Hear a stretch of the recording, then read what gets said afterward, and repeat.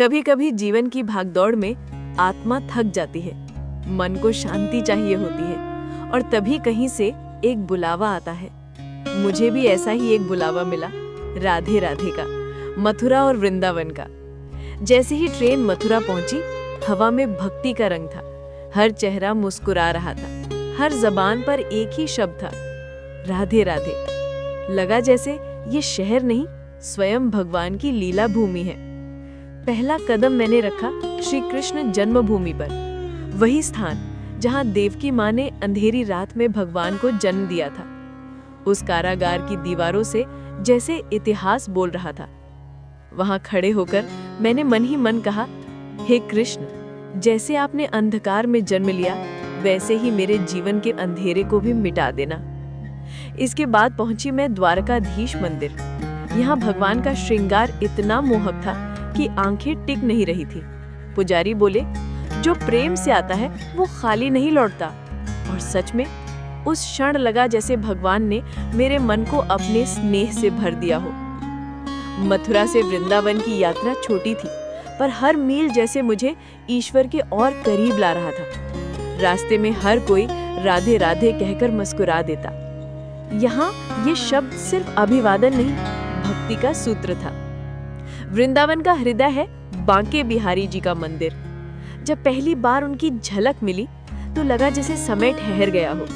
उनकी मुस्कान में ब्रह्मांड की सारी मधुरता थी। कहते हैं बिहारी जी कभी टिककर नहीं देखते, झलक दिखाकर फिर ओझल हो जाते हैं। शायद इसीलिए, क्योंकि भक्ति कभी स्थिर नहीं रहती, वो बहती है।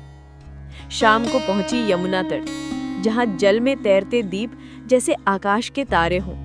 हवा में गूंज रही थी, हरि बोल, राधे राधे। वहां बैठकर मैंने बस आंखें बंद की और पहली बार भीतर एक गहरी शांति महसूस की। लगा जैसे यमुना की लहरें मेरे मन का मैल धो रही हों। अगले दिन मैं पहुंची बरसाना, राधा रानी की नगरी।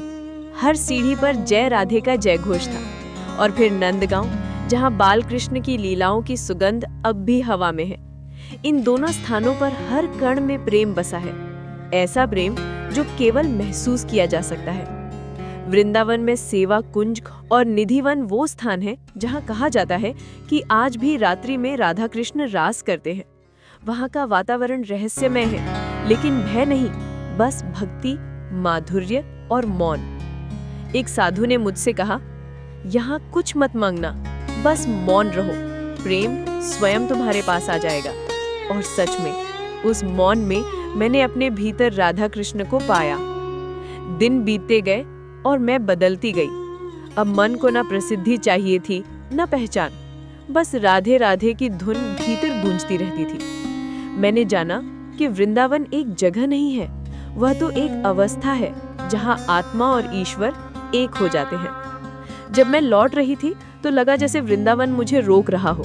मेरा शरीर तो लौट आया, पर मन वही रह गया, बांके बिहारी के दरबार में, यमुना की लहरों में और राधा रानी के चरणों में।